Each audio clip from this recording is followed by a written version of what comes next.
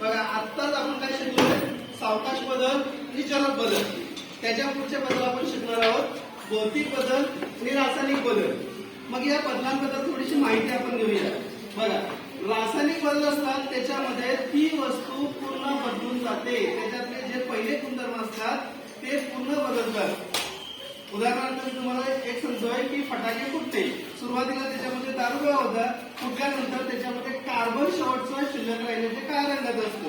म्हणजे पूर्ण बदललं की नाही, हा बदल झाला रासायनिक बदल.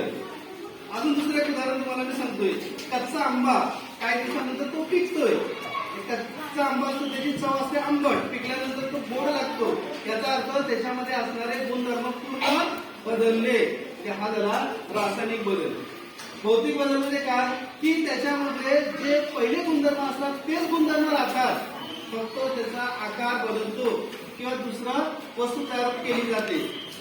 त्याचं एक तुम्हाला मी उदाहरण सांगतोय. बघा लाकडापासून आपण कपाट तयार करतोय, काही दिवसांनी खराब झाला म्हणून कपाटाचा एखादा बेंच तयार करणार किंवा स्टूल तयार करणार. पण त्या कपाटामध्ये जे लाकूड होतं तेच लाकूड त्या बेंच मध्ये आलं, तेच लाकूड त्या स्टूल मध्ये आलं, बरोबर ना. हा झाला भौतिक बदल की त्याच्यामध्ये पहिले गुणधर्म आहेत ते तेच राहणार, ते बदलत नाही.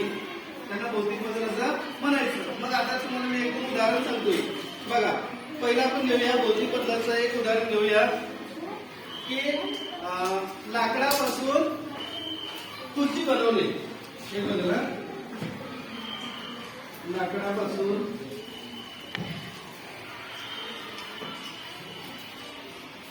खुर्ची बनवली. नंतर परत आलं, त्याच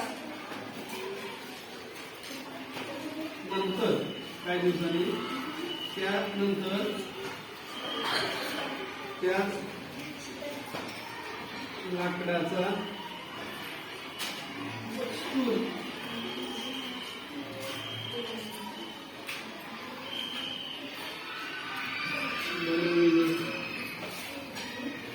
याच्यामध्ये लाकूड ते लाकूडच राहिले शेवटी. परत त्याच्यानंतर एक असं उदाहरण सांगतोय,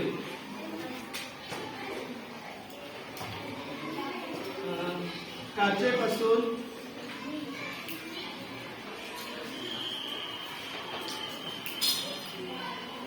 बाटली बनवली. नंतर त्याच काचेपासून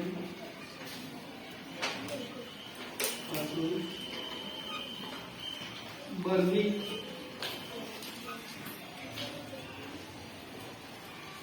तयार करणे.